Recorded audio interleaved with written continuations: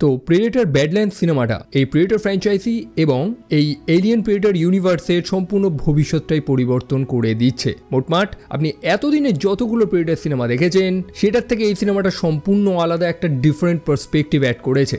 তবে এই সিনেমাটাকে দেখার বা বোঝার জন্য কি আগের কোনো সিনেমা দেখতে হবে?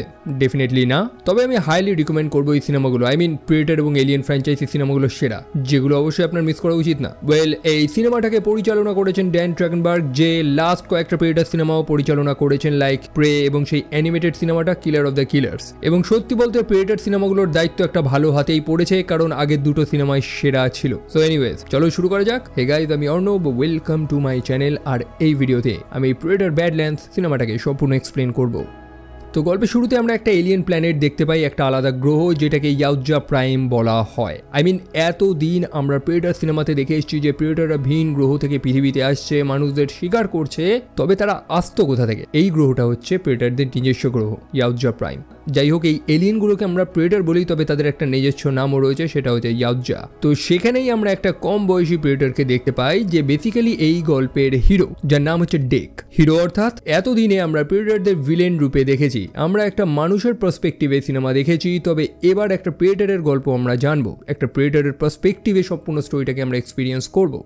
তো সেই ডেকের বয়সটা কম এবং সে একটা সাহসী যোদ্ধা হতে চায়, এবং এই প্রেডেটরদের দুনিয়াতে তাদের কালচারে কমজোর কোনো প্রেডেটরের কোনো জায়গা নেই। তো ডেককে দেখি সে তার ভাই অর্থাৎ কিউইর সাথে ফাইটিং করছে, যদিও সেটা ফাইট না, সেটা জাস্ট একটা প্র্যাকটিস। তারা দুই ভাই একে অপরকে ভালোবাসে। তো গল্প হচ্ছে ডেককে নিয়ে। ডেক নিজেকে প্রমাণ করবে এবং এই প্রেডেটরদের মধ্যে নিজের একটা র্যাঙ্ক অর্জন করার জন্য তাকে একটা শিকার করতে হবে। ওয়েল, সেই প্রেডেটর শিপটার মধ্যে আমরা বহু এলিয়েনের স্কাল দেখতে পাই, মানুষদেরও স্কাল সেখানে রয়েছে, যেটা দেখে আমরা বুঝতে পারি যে সেই প্রেডেটররা শুধু পৃথিবীতে না, অন্যান্য গ্রহতেও যায় শিকার করার জন্য। তবে আমাদের যে ডেক, সে তো মনস্থির করেই নিয়েছে যে কালিস্ক নামক আর একটা এলিয়েনের শিকার করবে। কালিস্ক হচ্ছে একটা ভয়ঙ্কর লেভেলের জন্তু, একটা এলিয়েন, যেটাকে এই প্রেডেটররাও ভয় পায়।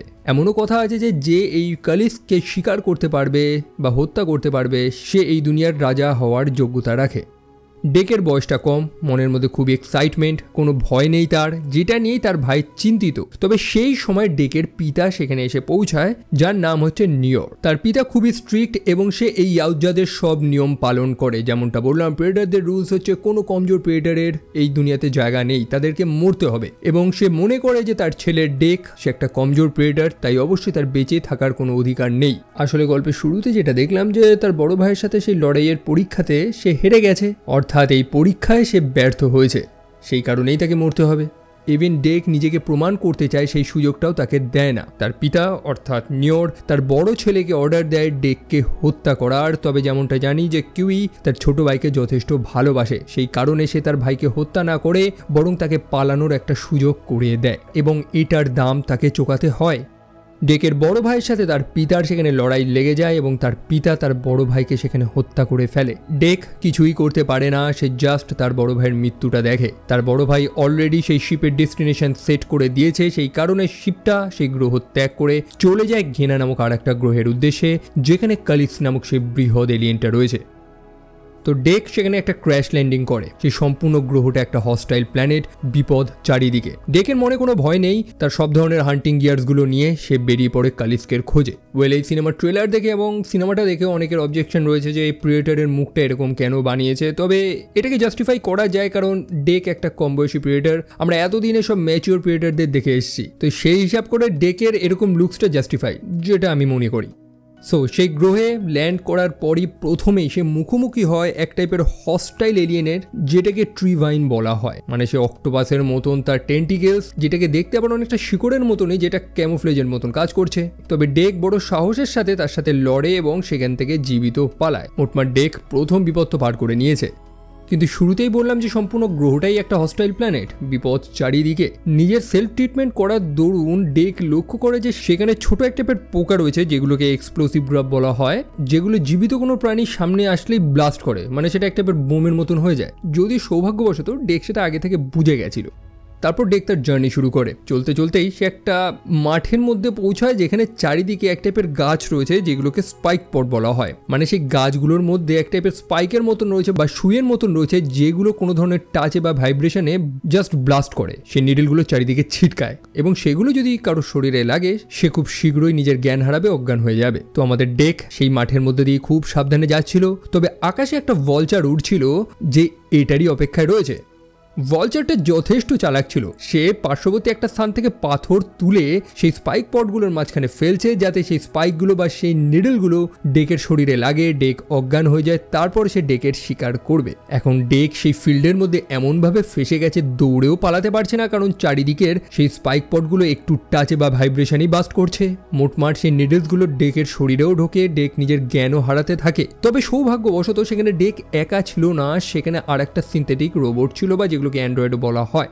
তার শরীরের অর্ধেকটা সেখানে আটকে রয়েছে। এবং আপনারা যদি এতদিনে এলিয়েনের সিনেমাগুলো দেখে থাকেন তো এই সিনথেটিক্সগুলোকে ভালোই চিনবেন, যাদেরকে বানিয়েছে ওয়েল অ্যান্ড ইউটানি নামক একটা কোম্পানি, যার লোগোটা আমরা এই মেয়ে রোবটটার চোখেও দেখতে পাই। মেয়েটার নাম হচ্ছে থিয়া, যে ইউনিভার্সাল ট্রান্সলেটর ব্যবহার করে সেই ইয়াউজা অর্থাৎ সেই প্রেডেটরটার সাথে কথা বলা শুরু করে। সে খুবই ফ্রেন্ডলি এবং সে সেই প্রেডেটরটাকে সাহায্য করতে চায়। তবে ডেক সে তো খুব সাহসী এবং কারোর সাহায্য সে নেবে না, প্রথমে এমনটাই মনে করেছিল। তবে পরে যখন সে জ্ঞান হারানো শুরু করে এবং রিয়েলাইজ করে যে সেই মেয়েটার সাহায্য তার প্রয়োজন, তখন সে তার সেই ভাসন্ত বুমেরাং এক টাইপের ব্লেডের মতন সেটা ছুঁড়ে মারে যাতে থিয়া নিজের বাঁধন খুলতে পারে। সময় মতন থিয়া চলে আসে এবং ডেককে সেই ভলচারটার হাত থেকে বাঁচিয়ে দেয়। আর এখানেই কিন্তু ডেক প্রথম প্রেডেটর কোডটাকে ব্রেক করে। এই প্রেডেটরটা কিন্তু কারোর সাহায্য নেয় না, তবে সে সবার থেকে আলাদা।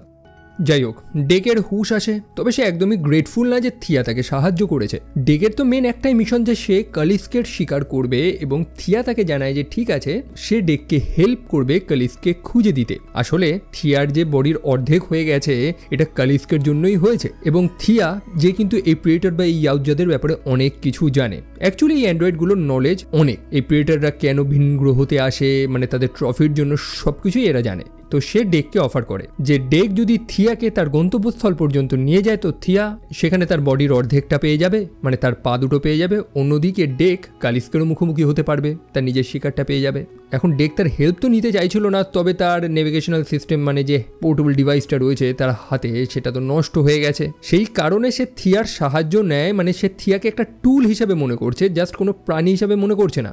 মানে থিয়া কোনো প্রাণী না যার সাহায্য সে নিচ্ছে, থিয়া বরং একটা যন্ত্র বা সেই গ্রহের কোনো মেশিন যেটাকে ডেক ব্যবহার করছে এমন মনে করেই সে থিয়ার সাহায্য নিয়েছে। তো এখান থেকে তাদের জার্নি শুরু হয়। ডেক থিয়াকে তার পিঠে তুলে নিয়ে যাচ্ছে। যাত্রাপথে তারা আরও কিছু এলিয়েনের মুখোমুখি হয়। প্রথম হচ্ছে স্কোয়ার্ট নামক এক টাইপের এলিয়েন, যাকে থিয়া নাম দিয়েছে ইমব্রে ইনগুইথ, এরম টাইপের একটা নাম, যারা মুখ থেকে অ্যাসিডের মতন একটা কিছু ছুঁড়ে মারে। তবে থিয়া জানে যে এদের বশও কীভাবে করতে হয়, সামান্য খাবার পেলেই এরা পোষ মেনে যায়। মোটমাট থিয়া এই সম্পূর্ণ প্ল্যানেটটাকে ভালো মতো স্টাডি করে নিয়েছে। রাতের বেলা তারা একটা গুহাতে আশ্রয় নেয়। ডেক সেখানে একটু বিশ্রাম নেওয়ার চেষ্টা করছে, তবে থিয়া সে তো বকবক চালিয়ে যাচ্ছে, মানে শুরু থেকেই সে বকবক করেই যাচ্ছে। থিয়া আর একটা অ্যান্ড্রয়েডেরও মেনশন করে যার নাম হচ্ছে টেসা, যে তার বেস্ট ফ্রেন্ড, এবং তারা অন্যান্য সিনথেটিক্সগুলোর থেকে কিন্তু সম্পূর্ণ আলাদা। তারা ভিন্নভাবে চিন্তা করে, মানে তাদেরকে যেভাবে প্রোগ্রাম করা হয়েছিল তার বাইরেও তারা কিছু কাজ করা শুরু করে। আর এলিয়েনের সিনেমাগুলোতে আমরা এটাই কিন্তু দেখেছিলাম, মানে মানুষরা তাদেরকে যে পারপাসের জন্য বানিয়েছিল অ্যাকচুয়ালি তারা সেটার বাইরে গিয়ে কাজ করা শুরু করে। তো কথা হচ্ছিল থিয়ার বোন বা তার বেস্ট ফ্রেন্ড টেসাকে নিয়ে। তারা একটা মিশন করার জন্যই এই গ্রহতে এসেছিল। তারা একটা জন্তুর স্যাম্পেল নেওয়ার জন্য এসেছিল। সেই জন্তুটা আর কেউ না, সেটাই হচ্ছে কালিস্ক। তবে তাদের উপরে কালিস্ক আক্রমণ করে, যেমনটা জানি। থিয়ার বডির অর্ধেক হারিয়ে যায়। অন্যদিকে এই টেসা সে ভয়ঙ্করভাবে ঘায়েল হয়। তার সম্পূর্ণ শরীরটাকে রিকনস্ট্রাক্ট করা হয়, তার সিস্টেমটাকেও রিবুট করা হয় এবং তাকে নতুন করে মিশন দেওয়া হয়। আমরা এইটুকুনি তো জানতে পারি যে টেসাকে যে মিশনটা দেওয়া হয়েছিল সেটাতে তারা ব্যর্থ হয়েছে এবং নেক্সট বার যদি তারা ব্যর্থ হয় তো টেসাকে ডিকমিশন করে দেওয়া হবে, মানে তাকে ধ্বংস করে দেওয়া হবে, যেটা অবশ্যই টেসা চায় না। টেসা জিজ্ঞেস করে যে তার বোন কোথায়, অর্থাৎ থিয়া কোথায়। তখন তাকে জানানো হয় যে এই গ্রহেতে আর একটা এলিয়েনও এসেছে, অর্থাৎ একটা ইয়াউজা বা একটা প্রেডেটর, যে থিয়াকে নিয়ে গেছে। তো টেসার এখন মেন মিশন হচ্ছে সেই বৃহৎ জন্তুটার স্যাম্পেল নেওয়া এবং থিয়াকে উদ্ধার করা সেই প্রেডেটরটার হাত থেকে। অন্যদিকে পরের দিন সকালবেলা ডেক এবং থিয়া তারা জার্নি শুরু করেছে। ডেক সেখানে এক টাইপের বাইসন দেখতে পায় যেটাকে বোন বাইসন বলে, এবং ডেক ডিসাইড করে যে এটাকে শিকার করবে। তবে তারা এমন একটা মাঠের মধ্যে ছিল যেখানে এক টাইপের ঘাস রয়েছে যেগুলোকে রেজর গ্রাস বলা হয়, মানে সেই ঘাসের মুখগুলো এতটা ধারালো যে শরীরের চামড়া টামড়া কেটে যাবে। তাই অবশ্যই ডেক সেই ফিল্ডের মধ্যে প্রবেশও করতে পারবে না। তবে সে তো সেই বাইসনটাকে শিকার করতে চায়, কি করে করবে সে? সেই মুহূর্তে সেখানে আর একটা এলিয়েন চলে আসে যে এমনি এমনি ডেকের সাথে পাঙ্গা নিয়ে নেয়। পাঙ্গা বলতে সে ডেককে সরাসরি চ্যালেঞ্জ করে বসে যে কে সেই বাইসনটাকে আগে শিকার করবে, এবং সেই বাইসনটাকে শিকার করা নিয়েই তাদের দুজনের মধ্যে লেগে যায় রেস। সেই ক্রিচারটাকে প্রথমে ছোটোখাটো কমজোর একটা এলিয়েন মনে হলেও সে যথেষ্ট পাওয়ারফুল। তবে আমাদের ডেক সেও তো হার মানতে শেখেনি। অবশেষে ডেকেরই জয় হয়, সে সেই বাইসনটাকে জাস্ট দুটো ভাগে ভাগ করে দেয়। তবে সেখানে আর একটা এলিয়েনও উপস্থিত ছিল, একটা বৃহৎ মনস্টার যেটাকে লুনা বাগ বলা হয়, যে ডেক এবং থিয়াকে জড়িয়ে পেঁচিয়ে তো একদম খেয়েই নিত। অনেক বড় একটা এলিয়েন, এবং ডেক সেখানে কিছুই করতে পারে না। তবে সেই এলিয়েনটা যে ডেককে চ্যালেঞ্জ করে বসেছিল সে সেখানে সময় মতন চলে আসে এবং সেই জন্তুটার মুখের মধ্যে ঢুকে যায়। তার স্কিনটা এতটা শক্ত যে সেই জন্তুটা যখন কামড় মারার চেষ্টা করে তার দাঁতটা ভেঙে যায়, যার ফলে সে ডেককে খেতে পারে না। আর এখানেই ডেক বুঝে যায় যে সেই এলিয়েনটা মানে সেই ক্রিচারটা সে ফ্রেন্ডলি, সে ডেকের ক্ষতি চায় না। তবে সেই বৃহৎ এলিয়েনটা সেখান থেকে পালাচ্ছে এবং ডেক তো তাকে পালাতে দেবে না। অন্যদিকে সেই ক্রিচারটা আবারও ডেককে চ্যালেঞ্জ ছুড়ে বসে এবং চলে যায় সেই বৃহৎ এলিয়েনটাকে হত্যা করার জন্য। তবে বেচারার বুদ্ধি আর এবার কাজে আসে না, সে বেচারা ফেসে গেছে এবার। তবে ডেক সে কিন্তু ঋণী থাকতে চায় না, সেই এলিয়েনটার সাহায্য সে ভোলেনি এবং সেটাকেই শোধ করতে সে ফিরে আসে। সময় মতন সেই বৃহৎ লুনাবাগ নামক ক্রিচারটাকে সে হত্যা করে দেয়। বাই দ্য ওয়ে, টেসার কথা কিন্তু ভুলে গেলে চলবে না, সে কিন্তু তার সম্পূর্ণ সিনথদের টিম নিয়ে থিয়া এবং সেই প্রেডেটরটাকে খুঁজছে। এই সিনথগুলো কতটা পাওয়ারফুল যার প্রমাণ আমরা আগের সিনেমাগুলোতেও পেয়েছি। স্বাভাবিকভাবেই সেই ট্রিভাইন নামক মনস্টারটা এসেও কিছু করতে পারে না। অন্যদিকে রাতের বেলা তারা আবার একটা গুহাতে আশ্রয় নিয়েছে, তারা ক্ষুধার্ত। তো ডেক সেখানে শিকার টিকার করে সেটাকে খাচ্ছে। সে থিয়াকে অফার করে, তবে থিয়া যেহেতু একটা অ্যান্ড্রয়েড সে তো খাবার খাবে না, সে সিম্পলি ব্যাটারি মানে রিচার্জের উপরে চলে। অন্যদিকে সেই ছোট ক্রিচারটা মানে এলিয়েনটা সেও সেখানে চলে এসেছে। মোটমাট সে যেন ডেককে পছন্দ করেছে এবং সে চায় যে ডেক তার দলে চলে আসুক, মানে তার টিমে চলে আসুক। সে বেচারা ক্ষুধার্ত, কিন্তু ডেক তো তাকে খাবার দেবে না। তবে থিয়ার বহুবার রিকোয়েস্টেড ডেক তার খাবারের থেকে কিছুটা দেয়, মানে তার সাথে শেয়ার করে। মোটমাট আস্তে আস্তে তাদের মধ্যে একটা বন্ড তৈরি হচ্ছে। সে ডেককে দেখে নকল করারও চেষ্টা করছে এবং ডেক সেটাকে অ্যাকসেপ্ট করে নিয়েছে, মানে তার উপর আর সে রেগে নেই। অন্যদিকে টেসা সেই প্রেডেটরটাকে ট্র্যাক করতে করতে তার শিপের কাছে এসে পৌঁছায়, মানে যে শিপটাতে করে ডেক এখানে ক্র্যাশ করেছিল। টেসা সেই শিপের মধ্যে প্রবেশ করে এবং সেখানে বহু প্রেডেটরদের ওয়েপন্সগুলো রয়েছে। প্রেডেটরদের সেই ফেমাস প্লাজমা ক্যাস্টার এবং ফ্রিজ গ্রেনেড সেগুলো কিন্তু টেসা নিয়ে নেয়। অন্যদিকে ডেক থিয়াকে নিয়ে আবার জার্নি শুরু করেছে। সেই এলিয়েনটা সেখানে ঘুমাচ্ছিল এবং ডেক তাকে ডিস্টার্ব না করে, মানে তাকে না তুলেই সেখান থেকে চলে যায়। এটা নিয়ে থিয়া একটু দুঃখ প্রকাশ করে যে সেই এলিয়েনটা, যেটার নাম থিয়া দিয়েছে বার্ড, সে এত তাকে হেল্প করেছে। ইভেন সে ডেককে তার পরিবারেরও একটা মেম্বার মেনে নিয়েছে, তা সত্ত্বেও ডেক কেন তাকে তার সাথে নিল না, এটা নিয়েই থিয়া একটু দুঃখিত। তাদের কথোপকথনের দরুন ডেক স্বীকারও করে তার পরিবারের গল্প, যে সে কেন এই গ্রহতে এসেছে, তার ভাই কিভাবে মারা গেছে সব কিছু। এবং এখানে ডেক অ্যাকচুয়াল আলফা শব্দটার মিনিংটা জানতে পারে। ডেক এতদিন মনে করতো যে তাদের গ্রুপে সেই আলফা হবে যে সব থেকে বেশি শিকার অর্জন করতে পারবে। তবে থিয়া তাকে পৃথিবীরই আর একটা প্রেডেটর বা একটা প্রাণী যাকে আমরা উলফ বলে ডাকি সেটা দিয়ে একটা উদাহরণ দেয়, যে এই উলফদের মধ্যেও একটা আলফা থাকে যে সব থেকে বেশি শিকার করে তা না, আলফার একমাত্র দায়িত্ব তাদের প্যাক, তাদের ক্ল্যানের রক্ষা করা, তার পরিবারকে প্রোটেক্ট করা, যে কারণে তাকে আলফা বলা হয়।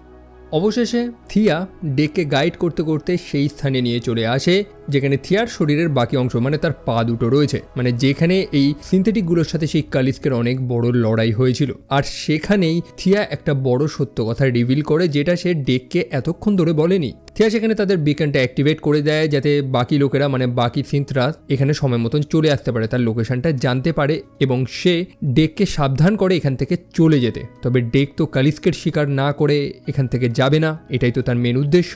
থিয়া সত্য কথা এটাই জানায় যে তাদেরও এখানে পাঠানো হয়েছিল কালিস্কেই শিকার করার জন্য, যেটা শুনতে পেরে ডেক আরও রেগে যায় যে এই থিয়া ডেকের শিকারের পিছনে পড়েছে, মানে সে ডেকের শিকারটাকে চুরি করতে চায়, যেটা সে হতে দিতে পারে না। থিয়া এটাও উপদেশ দেয় যে ডেক কালিস্কের শিকার করতে পারবে না, কালিস্ক যথেষ্ট পাওয়ারফুল এবং ডেকের ভাই অবশ্যই সেটা চাইতো না যে ডেক এই গ্রহতে এসে মারা যাক। তবে ডেক কারোর কথা শুনবে না, ইভেন থিয়ার সাহায্য তার প্রয়োজন নেই। সে সেখানে একটা ডিস্ট্রাকশন তৈরি করে যেটাকে দেখেই কালিস্ক সেখানে চলে আসে।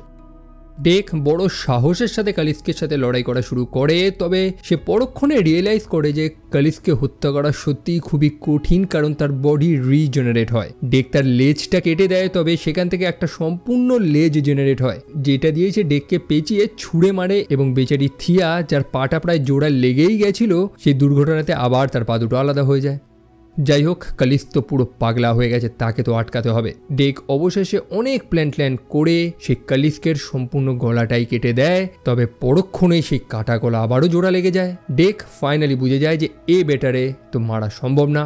সেই কালিস অবশেষে ডেককে তো একদম ধরে নিয়েছে এবং ডেককে হত্যাই করে দিত, তবে পরক্ষণেই কালিস থেমে যায়, ডেককে কিছুই বলে না। কালিস্কের নাকটা অনেকটা কিন্তু সেই বার্ড নামক এলিয়েনটার মতনই কিন্তু। যাই হোক, কালিস কিন্তু ডেককে হত্যা করে দিতে পারতো, কিন্তু সে সেটা করে না। আর তখনই আচমকা টেসা সেই ফ্রিজিং গ্রেনেডটা ছুঁড়ে মারে, যেটাতে কালিস্ক এবং ডেক তারা দুজনই জমে যায়।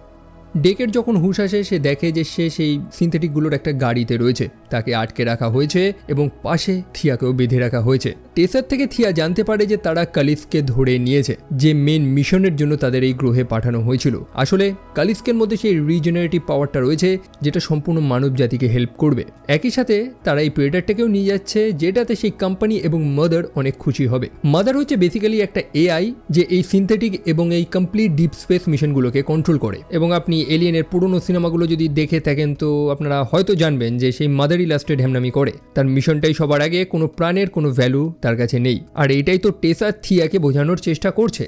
থিয়া ভাবছে যে টেসা তো তার বোন ছিল, তার মতোই ছিল, কিন্তু সে এরকম চেঞ্জ হয়ে গেছে কেন? যেমনটা আমরা দেখেছিলাম যে টেসাকে তো কমপ্লিটলি রিবুট করা হয়েছে এবং তাকে নিউভাবে মিশনটা দেওয়া হয়েছে।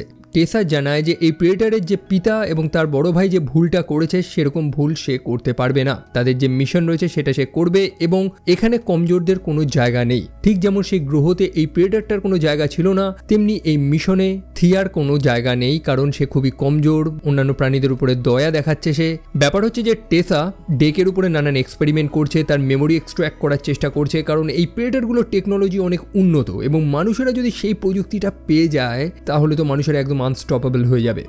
থিয়া চাইছিল যে ডেকের অস্ত্রগুলো নিয়ে অন্তত ডেককে জীবিত ছেড়ে দেওয়া হোক, তবে টেসা তো এটা করবে না। সেই কারণে থিয়া ডেককে সেখান থেকে পালাতে হেল্প করে। অ্যাকচুয়ালি টেসা যখন সেখানে চলে যায় এবং আর একটা গার্ড চলে আসে ডেকের থেকে তার অস্ত্রের ব্যাপারে সব ইনফরমেশনগুলো নেওয়ার জন্য, তখন থিয়া কোনোভাবে ডেকের বাঁধনটা খুলে দেয় এবং ডেক সরাসরি সেই গাড়ি থেকে একটা জাম্প মেরে পালিয়ে যায়। প্রথমেই সে তার ভেঙে পড়া সেই শিপটার কাছে যায়, যার ভেতর থেকে সব অস্ত্র তো টেসা নিয়ে চলে গেছে। এখন সে কি করবে?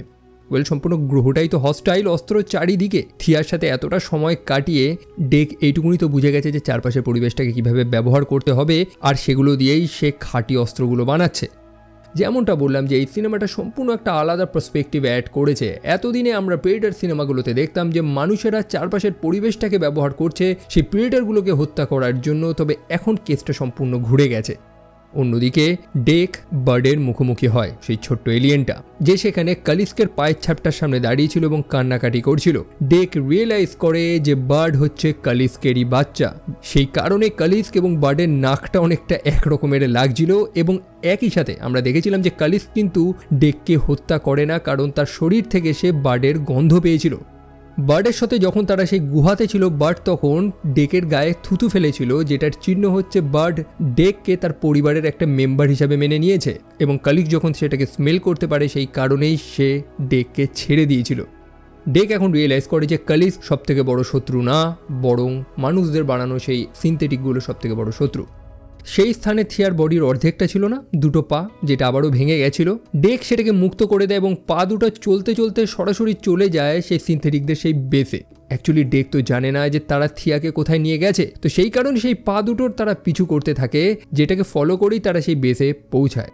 সেই বেসে আক্রমণ করে দিয়েছে। অবভিয়াসলি তার কাছে তো আর এখন অস্ত্রগুলো নেই, সেই কারণে সে সেই স্কোয়ার্ট নামক এলিয়েনগুলো, যেটা মুখ দিয়ে অ্যাসিডের মতন ছড়ে, এবং সেই রেজার গ্রাস, সেগুলো দিয়ে সব সিনথেটিকগুলোকে হত্যা করছে। এখন বার্ডও কিন্তু ডেককে হেল্প করছে। অন্যদিকে টেসাও মাদারকে জবাবদিহি করছে। মাদার তাকে যে মিশনটা দিয়েছিল সেটা তো সে করে নিয়েছে, কালিস্ককে তারা কন্টেইন করে নিয়েছে, তবে ইয়াউজ্জা সে কোথায়? টেসা জানায় যে ইয়াউজ্জা মরে গেছে, তার এখন আর কোনো প্রয়োজন নেই, তবে ডেক তো মরেনি। রীতিমতো সেখানে সব গার্ডদের ভয়ঙ্করভাবে সে হত্যা করছে। অন্যদিকে থিয়া, সেও তো অ্যাক্টিভেট হয়ে গেছে, তার পা দুটোকে কন্ট্রোল করেই বহু সিনথেটিক দেশে ধ্বংস করে এবং ফাইনালি তার বডির হাফের সাথে রিউনিয়ন হয় তার। সে ডেককে দেখে খুবই খুশি যে ডেক তাকে বাঁচানোর জন্য এখানে এসেছে। এখন ডেকও জানায় যে সে এখন একটা আলফা যে সবাইকে প্রোটেক্ট করতে পারবে। তবে এখন তারা কি করবে? কালিসকে তো বাঁচাতে হবে, আর টেসা তো এটা সহজে হতে দেবে না। সে তার সম্পূর্ণ ফোর্স নিয়ে নেমে পড়েছে লড়াই করবে বলে। তবে ডেক সেই প্ল্যানেটের সেই ছোট ছোট ক্রিচারগুলোকে ব্যবহার করে, সেই এক্সপ্লোসিভ গ্রাফগুলোর কথা মনে আছে তো, সেই ক্রিচারগুলো যেগুলো ব্লাস্ট করে সেগুলো দিয়েই সব সিনথেটিকগুলোকে তো হত্যা করে। তবে টেসা সে একটা বড় মেক রোবট নিয়ে চলে এসেছে সেখানে, যেটাকে ধ্বংস করা তো নিয়ারলি ইম্পসিবল। তবে থিয়া তখন কালিসকে মুক্ত করে দেয়, যে চলে আসে টেসার সাথে লড়াই করার জন্য। টেসার কাছে সেই রোবটটা ছিল, ইভেন সেই প্রেডেটরদের ক্লাসিক সেই অস্ত্র প্লাজমা ক্যাস্টার সেটাও ছিল। তবে কালিসকে কি অত সহজে আটকানো যায়? অবশেষে সে টেসাকে গোটা গিলে খায়। অবশেষে কালিস তার বাচ্চার মুখোমুখি হয়, অর্থাৎ বার্ডের সাথে, আর সেখানেই ঘটে যায় এক কাণ্ড। কালিস আচমকা ছটপট করতে থাকে, তার সম্পূর্ণ শরীরটা যেন জমে যাচ্ছে এবং আমরা দেখি যে সেটা একদম জমে পাথর হয়ে ভেঙে গুঁড়ো হয়ে যায়, অর্থাৎ তার বডির কোনো সেল বাকি নেই যেটা থেকে রিজেনারেট করবে। কালিস সম্পূর্ণভাবে মারা যায়। আসলে সে যে টেসাকে গিলে খেয়েছিল এবং টেসার কাছে প্রেডেটরদের সেই ফ্রিজিং গ্রেনেডটা ছিল না, সেটাই সে কালিসকে পেটের মধ্যে এক্সপ্লোড করিয়ে দেয়, যেটাতেই কালিস কমপ্লিটলি ভাবে মারা যায়। অবশেষে টেসা সে প্লাজমা কাস্টারটা দিয়ে থিয়াকে হত্যা করার চেষ্টা করে, আর তখনই সে প্রেডেটরটা অর্থাৎ ডেক পিছন থেকে এসে টেসাকে ধ্বংস করে দেয়। সে তার প্লাজমা কাস্টারটাও নিয়ে নেয়, যেটা সে প্রেডেটরশিপ থেকে টেসা চুরি করেছিল। মোটমাট একটা হ্যাপি মোমেন্ট, এবং ডেক ফাইনালি তার নিজের আসল উদ্দেশ্য, নিজের আসল পরিচয়টা বুঝতে পারে। এই গল্পে ডেক কিন্তু জাস্ট একটা প্রেডেটর না, বরং একটা প্রোটেক্টর, একটা ফ্রেন্ডের মতন লড়েছে। প্রেডেটরদের যে কোডগুলো ছিল, তাদের যে নিয়ম কানুন, সবকিছু কিন্তু সে ব্রেক করেছে। অবশেষে ডেক ফিরে চলে যায় তার নিজস্ব গ্রহতে, সেই ইয়াউজা প্রাইমে, এবং নিজের পিতার মুখোমুখি হয়। তার পিতা ভেবেছে ডেক হয়তো কালিসকে শিকার করে এনেছে, যেমনটা সে বলেছিল। তবে না, সে একটা সিনথেটিকের মুন্ডু তার পিতার সামনে ফেলে এবং বলে যে এটাই হচ্ছে সবথেকে বড় শিকার তার কাছে। ডেক জানায় যে সে নিজেকে প্রমাণ করে দিয়েছে, এখন সে পুরস্কার চায়, অর্থাৎ প্রেডেটরদের যে সেই ক্লোকিং ডিভাইসটা আছে না, যেটাতে তার অদৃশ্য হতে পারে, সেটা সে চায়। তবে তার পিতা তাতে একদমই সন্তুষ্ট না। কিন্তু তার পিতা ভুলে গিয়েছে যে ডেক এই গ্রহ থেকে প্রথমে পালিয়েছিল, সে এখন আর সেরকম না। সে আর নেগোশিয়েট করার মুডে নেই এখানে। সে সরাসরি তার পিতাকে চ্যালেঞ্জ করে এবং সেখানে লেগে যায় ফাইট। অ্যাজ ইউজুয়াল প্রেডেটররা যখন পারে না লড়তে, তখন তারা আচমকা অদৃশ্য হয়ে যায়, বেসিক্যালি চিটিং করে, এবং তার পিতাও সেটা করে, এবং ডেক সেটাকে কাউন্টার করারও উপায় জানে। মোটমাট এবার তার পিতা ডেকের সাথে লড়ে পারে না। ডেক তার পিতার হাতটা ঠিক সেইভাবেই কেটে দেয়, যেমনভাবে তার পিতা ডেকের ভাইয়ের হাতটা কেটে দিয়েছিল। ডেক তার পিতাকে সেইভাবেই বেঁধে রাখে, যেমনভাবে সে ডেককে বেঁধে রেখেছিল। তার পিতা অবশেষে হার স্বীকার করে এবং ডেককে তাদের ক্ল্যানে নেওয়ার সিদ্ধান্ত নিয়ে নেয়। তবে ডেক জানায় যে তার এখন নিজস্ব দল রয়েছে, নিজস্ব ক্ল্যান রয়েছে, তার পিতার আর তার প্রয়োজন নেই। তখনই আমরা দেখি যে সেই বার্ড এসে ডেকের পিতা অর্থাৎ নিউইয়র্ককে খেয়ে নেয়। বার্ড এখন যথেষ্ট বড় হয়ে গেছে, অনেক পাওয়ারফুল হয়ে গেছে। অন্যদিকে ডেক তার পিতার থেকে সেই ক্লোকিং ডিভাইসটাও নিয়ে নেয়। ডেকের মনে এখন ভয় নেই, সে এখন নিজস্ব রুলসে চলবে। তার জন্য সে যতজনের সাথে লড়ার হয় সে লড়বে।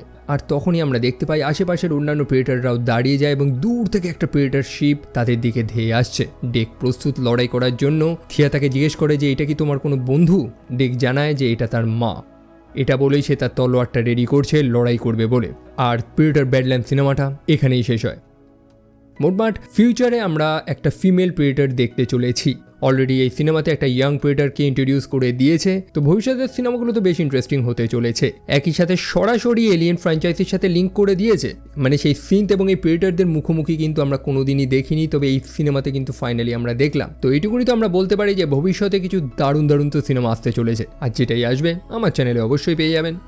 এবং আবারও বলছি যে এই প্রেডেটর বা এলিয়েনের সিনেমাগুলো যদি আপনারা এখনও না দেখে থাকেন বা সেগুলোর এক্সপ্লেনেশন শুনতে চান বা সেগুলোর ব্যাপারে আরও জানতে চান যে এরা আসলেই কারা, আমি সব কিছু ডিটেল এক্সপ্লেন করেছি। সেটার একটা আলাদা প্লেলিস্ট বানানো রয়েছে, সেটা চেক আউট করতে একদমই ভুলবেন না। ডেসক্রিপশনে আমি সেটার লিঙ্ক দিয়ে দিচ্ছি। এবং আমার এই ভিডিওটা আপনাদের কেমন লেগেছে সেটাও কিন্তু জানাতে একদমই ভুলবেন না, আমিও জানতে ইচ্ছুক। আমাকে সোশ্যাল মিডিয়াতে ফলো করতে ভুলবেন না, সেটার লিঙ্ক আমি ডেসক্রিপশনে দিয়ে দিচ্ছি। সেখানে দেখা হচ্ছে। টিল দেন ভালো থাকবেন, সাবধানে থাকবেন, টেক কেয়ার অ্যান্ড বাই।